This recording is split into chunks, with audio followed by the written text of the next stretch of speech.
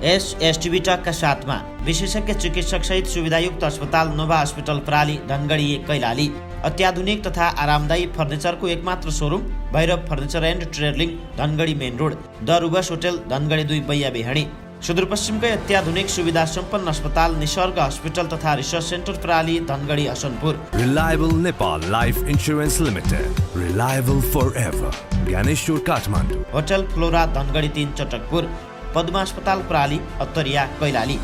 Iris trade and suppliers Godavari नगरपालिका 5 Geta Kailali. Proprietor Parshuram Rana. Wajid सिरक गद्दा पसल मेन रोड चौराहा धनगढी। नयाँ स्टाइलको कपाल काट्ने एकमात्र स्थान JS hairdresser, SPA road Dhangadhi. Proprietor Kalamuddin र कुतबुद्दिन सलमानी। नमस्कार, एसटीभी टकमा स्वागत छ। दर्शक महानुभावहरू, हामी एसटीभी टकमा समसामयिक विषयमा रहेर कुराकानी बहस गर्ने गर्दछौँ। अहिले देशमा राजनीतिक माहौल तातेको अवस्था छ। सत्ताधारी पार्टी नै 2 खेमामा विभाजन भइसकेको अवस्था छ।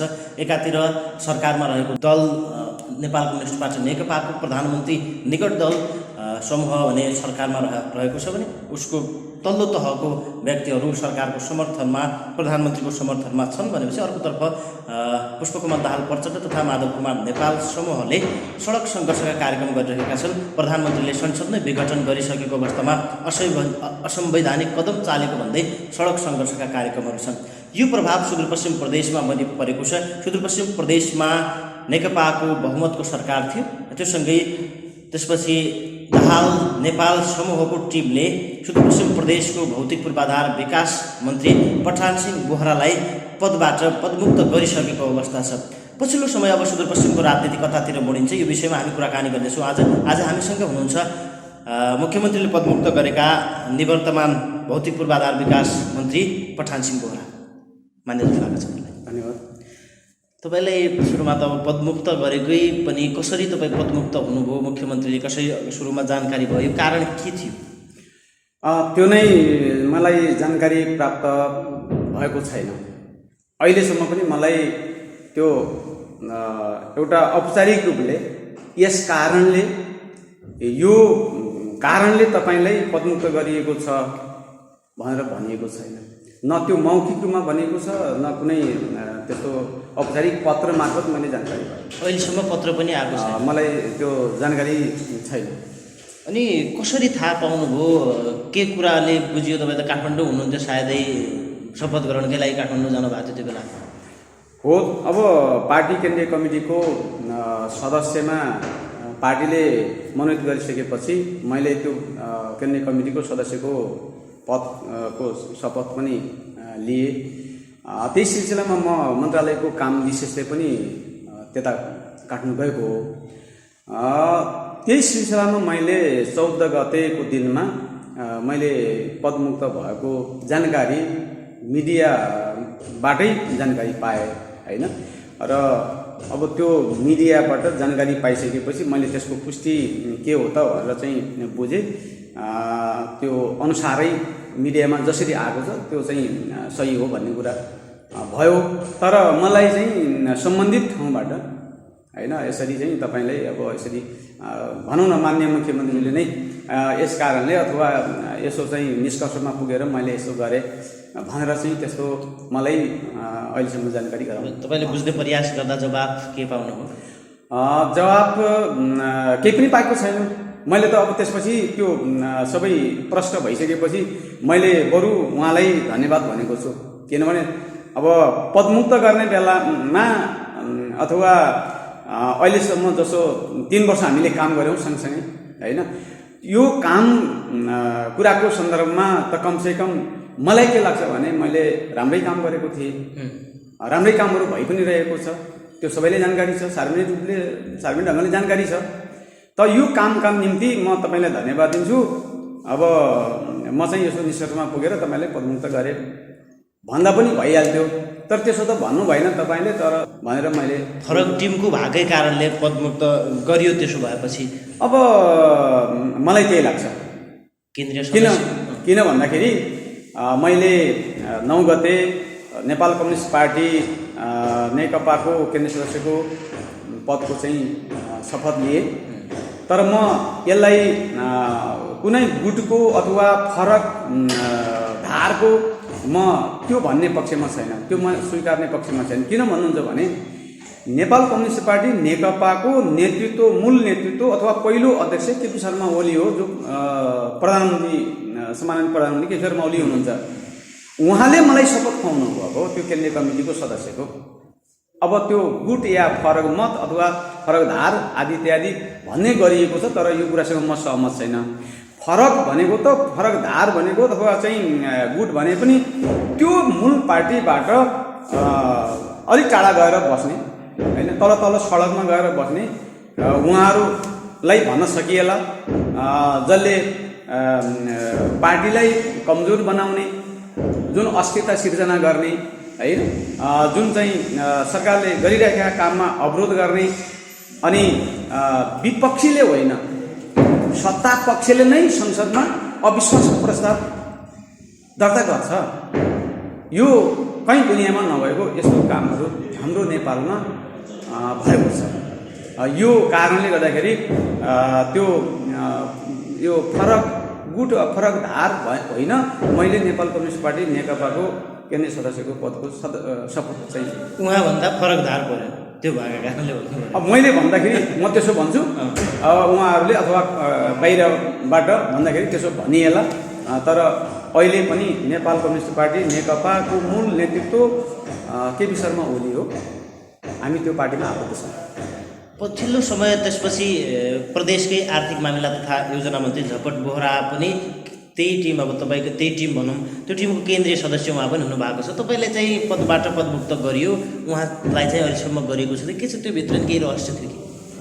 अब यस विषयमा चाहिँ केही उहाँहरूको अब यो लडाउने खेल्ने यस्तो दाउ पनि हुनसक्छ, तर उहाँ केन्द्रीय सदस्यमा मनोनित हुनुभएको छ र उहाँ शपथ लिने तयारीमा हुनुहुन्छ। अब कहिले तय भएको छ त्यो मलाई जानकारी छैन। अब त्यस पछाडि के हुन्छ मलाई त्यसको अब अहिले भन्न सक्ने कुरा भएन। तर यो के हुन सक्ला भने एउटा ममाथि एक्सन लिइसकेपछि अरूहरू तर्सिन्छन् भन्ने किसिमले पनि हुनसक्छ। हाम्रो आर्थिक मामिला तथा योजना मन्त्रीजीलाई तर्साउन पनि हुनसक्छ, अरूलाई पनि तर्साउनु हुनसक्छ, तर यहाँ तर्साएर तर्सिने त्यस्तो चाहिँ अवस्था छैन। उहाँहरूले अब तपाईँलाई जुन बर्खास्त नै गरियो भनेर तपाईँलाई पदमुक्त गरिसकेको अवस्था छ, उहाँहरूले एक्सन सुरु गरिसक्नु भएको छ। अब तपाईँको टिम पनि छ प्रदेशमा, अब तपाईँको टिमले के एक्सन लिन्छ, कसरी अगाडि बढ्छ? अब यस विषयमा अब यो प्रारम्भिक यो सुरु भएको छ भनौँ न, प्रारम्भमै छ यो चाहिँ अवस्था। सुदूरपश्चिम प्रदेश सरकारमा पनि अस्थिरता ल्याउने कामहरू होइन, वाद विवाद सिर्जना गर्ने कुराहरू, यो काम स्वयं माननीय मुख्यमन्त्रीज्यूबाट भएको छ। यहाँ त्योभन्दा पछाडि पर्दा पछाडि को हुनुहुन्छ त्यो त अब हामीले बुझ्दै जाउँला, त्यो होला पनि। तर अहिले जुन ढङ्गले यो सुरुवात गरिएको छ यसले बढाउँछ नै, यसले घटाउँदैन भन्ने मेरो निष्कर्ष हो। यसले बढाउँछ। त्यो बढाउने क्रममा अब अर्को पार्टीबाट पार्टीको नेतृत्वले कसरी चाहिँ अगाडि बढ्ने त्यो एउटा बाटो तय गर्छ होइन, त्यो अनुसार हामी अगाडि बढ्छौँ। केसन पाटाहरू विपक्षी दल अब कङ्ग्रेससँग अथवा राजपासँग मिलेर सरकार बनाउने सम्बन्धका तयारीहरू संसदहरूलाई उनीहरूको टिमको संसदलाई ल्याएर पनि बलियो आफ्नो टिम बनाउने तयारीहरू कस्तो भइरहेका छन्? के छ, केही कुराहरू बाहिर नै आइरहेका छन्। यो त स्वाभाविक हो।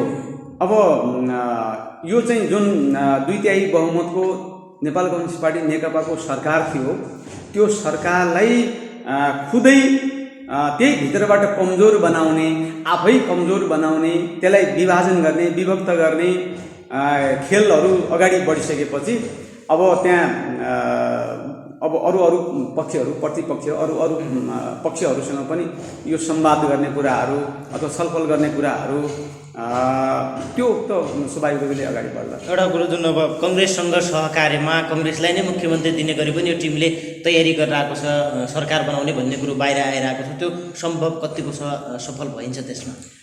अब त्यो अहिले त्यसो चाहिँ छैन त्यसरी। किन भन्दाखेरि त्यो विषयमा घनीभूत रूपले त्यो यकिन गर्ने कुराहरू अथवा त्यो विषयमा प्रवेश भएको स्थिति होइन। यो मैले अघि पनि भने यो प्रारम्भिक चरणमै छ। यहाँ चाहिँ अब कसरी अगाडि बढ्ने भन्ने यो कुराको चाहिँ तय गर्ने पार्टी नेतृत्वले हो। त्यसैले मैले अहिले भन्दाखेरि यो अलि चाँडो होला। त्यसैले अब जुन चाहिँ एउटा गर्भमा एउटा तय हुन्छ विषयहरू वस्तुहरू चाहिँ त्यो प्रस्फुटन भएपछि मात्रै जानकारी हुन्छ। सुन्नु न, आज जीवन बिमा गर्न जाउँ है? पछि जाँला नि। हे जहिले टार्दिनु।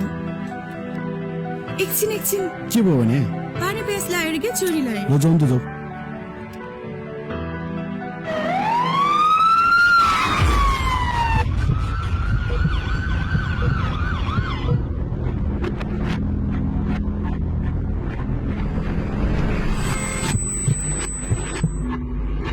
बजाऊ पहिला रिलायबल जाउँ। किन? जीवन बिमा गर्न। के भयो आज?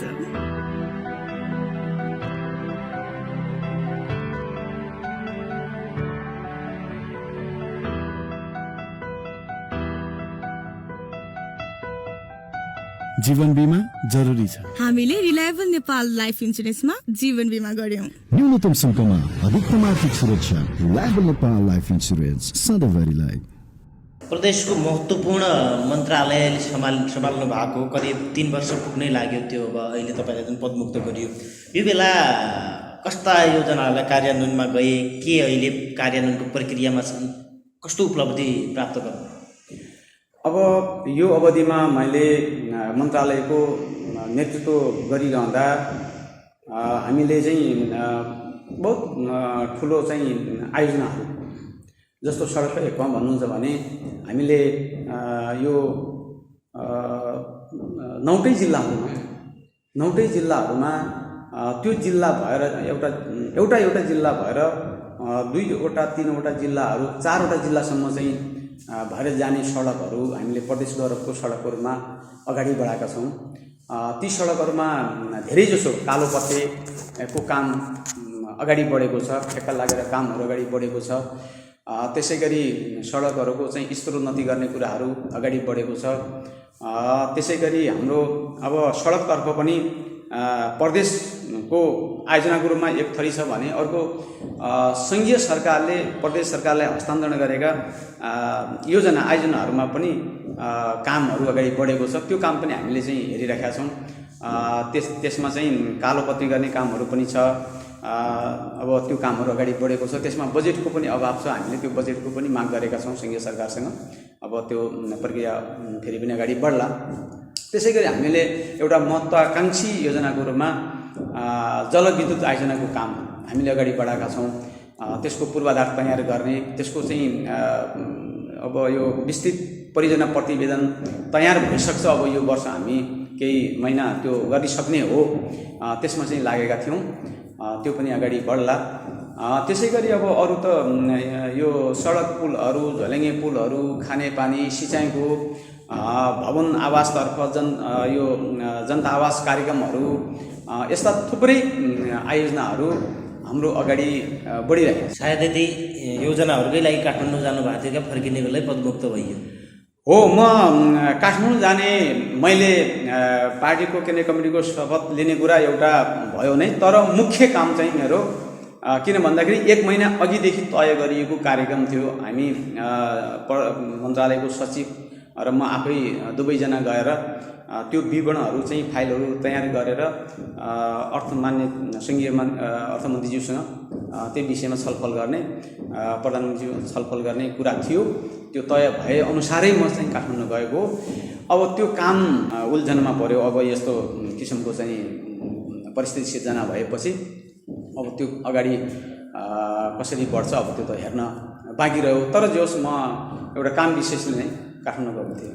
तपाईँले जुन मन्त्रालयबाटै तपाईँको अब पूर्व बिना जानकारी नै पदमुक्त गरिदियो, यसले धक्का चाहिँ कस्तो पर्छ? अब तपाईँ भनौँ केही दिन अगाडि नै त्यो जानकारी अथवा तपाईँलाई राजनीतिमा दिनुहोस् भनेर भनिदिएको भयो, अथवा केही त्यो तपाईँ टुङ्ग्याउनु पर्ने, तपाईँकै हातले बाँकी रहेका थोरै कामहरू टुङ्ग्याउनु पर्ने अवस्था पनि थियो होला, नयाँलाई अलि असहज पनि होला। प्रभाव कतिको पर्छ? अब यसले एउटा असहज र एउटा अस्थिरता त सिर्जना गरेको नै छ। मैले अघि पनि भने, किन भन्दाखेरि उहाँहरूले त्यसरी सुरु गर्नुभयो। एउटा एउटै पार्टी भित्र हामी रहेका चाहे हामी मान्य हौँ, चाहे मन्त्री हौँ, चाहे मुख्यमन्त्री हो, चाहे अरू कुनै पनि त्यो पार्टीभित्र आबद्ध रहेका हामी नै अब विभक्त गर्ने, विभाजनतिर जाने यस्तो खालको कामहरू भएपछि यसको असर त पर्छ नै, अब परिरहेछ। अरू प्रदेशहरूमा पनि हामी सुनिरहेका छौँ। तर अब यहाँ पनि पार्टीको मूल पक्षबाट भन्दा पनि, पार्टीको चाहिँ संस्थापन पक्षबाट भन्दा पनि अरूतिरबाट चाहिँ सुरु भयो हैन। यसले गर्दाखेरि उहाँहरूले अब यसरी सुरुवात गरिसकेपछि यो असर त पक्कै पर्यो। अब असर पर्दैन, यहाँ केही हुँदैन भन्ने कुरा होइन। किन भन्दाखेरि यो राजनीतिक रूपले चाहिँ अब एउटा चाहिँ पूर्वाग्रह राखेर यो एउटा चाहिँ अगाडि बढाइसकेपछि अब पार्टीले यस विषयमा चाहिँ सोध्छ। पार्टीलाई पनि असर त पर्यो, त्यसपछि सरकारलाई पनि असर त पर्यो। सरकारलाई पनि अब सरकारलाई कसो भन्दाखेरि अब महत्त्वपूर्ण मन्त्रालय हो, यो कुरासँग म सहमत छु। महत्त्वपूर्ण मन्त्रालय धेरै हजारौँ आयोजनाहरू छन् त्यहाँभित्र। ती आयोजनाहरूलाई ठिक ढङ्गले सम्पादन गर्ने, कहाँ के समस्या परेको छ त्यो मलाई थाहा छ। कहाँ बजेटको अभाव छ, कुन योजनामा बजेटको अभाव छ, त्यसको चाहिँ शोध भर्ना अथवा त्यसको पूर्ति गर्ने, त्यसलाई चाहिँ सम्बोधन गर्नका निम्ति कहाँबाट कसरी गर्ने, त्यसको एउटा संयोजन गर्ने काम चाहिँ मैले गरिराखेका थिएँ। अब त्यहाँ चाहिँ त्यतिका योजनाहरूको चाहिँ फेहरिस्त त्यो अध्ययन गर्ने हेर्नैमा धेरै त्यो पनि लाग्ला। अथवा अब त्यो जिम्मेवारी पाउने माननीय मुख्यमन्त्रीले अहिले त्यसको कार्यभार लिनुभएको छ, त्यो मन्त्रालयको उहाँले अध्ययन गर्नुहोला, अझ राम्रोसँग गर्नुहोला। अब मभन्दा राम्रो अरूले कसैले गर्न सक्दैन भन्ने मेरो दाबी होइन, राम्रो गर्नुहोला, राम्रो गर्नु पनि पर्छ होइन। तर यो समयमा जुन यो काम गर्ने समय हो, यो एकदम स्पिडमा कामहरू अगाडि बढिरहेका थियो र त्यो काममा जहाँ बजेटको आवश्यकता छ त्यो बजेटको चाहिँ पूर्ति पनि गर्ने, त्यो बजेट चाहिँ उपलब्ध गराउने, कामलाई अगाडि बढाउने, अब बहुवर्षीय ठेक्काहरू लगाउनु पर्ने छ, ती योजनाहरू छनौट गर्ने, त्यो ढङ्गले अब धेरै कामहरू थियो।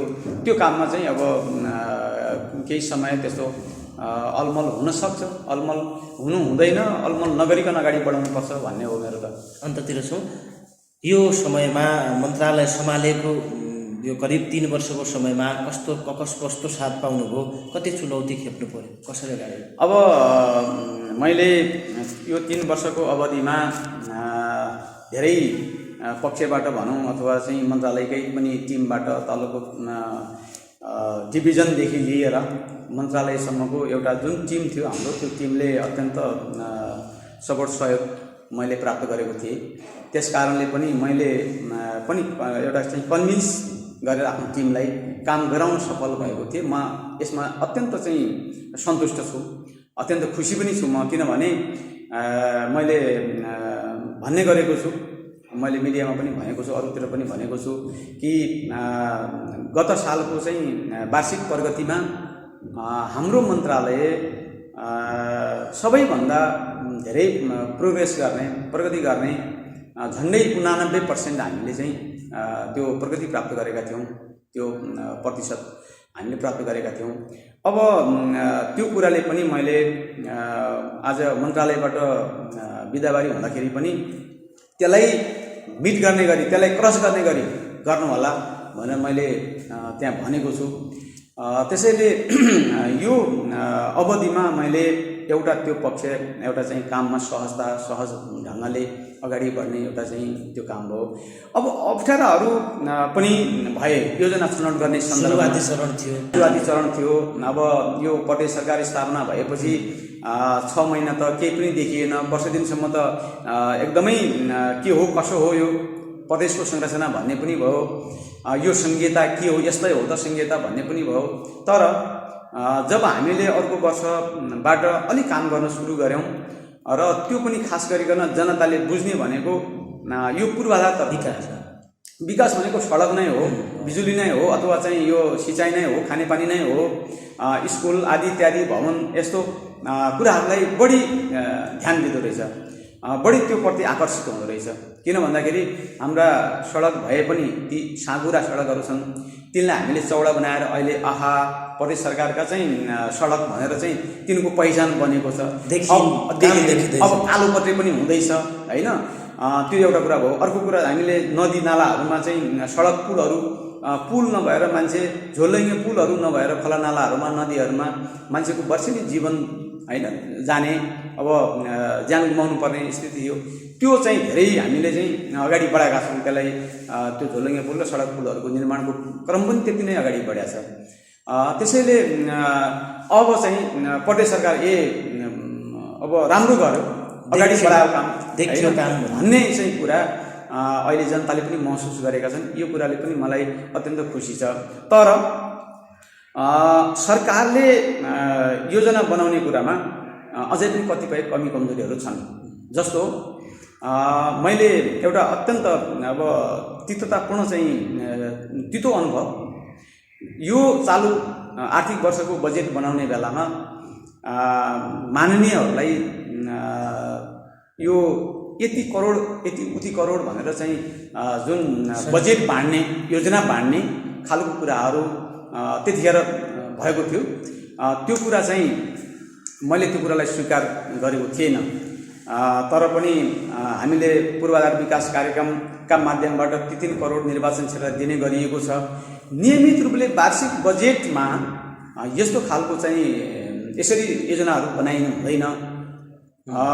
मान्यहरूले सिफारिस गर्ने योजनाको हकमा छँदैछ, त्यो हामीले एड्रेस गरेकै छौँ होइन। त्यसमा कहीँ कतै चाहिँ कमी कमजोरी हुनसक्छ, त्यसलाई चाहिँ सुधार गरेर अगाडि बढ्ने कुरा हुन्छ नै।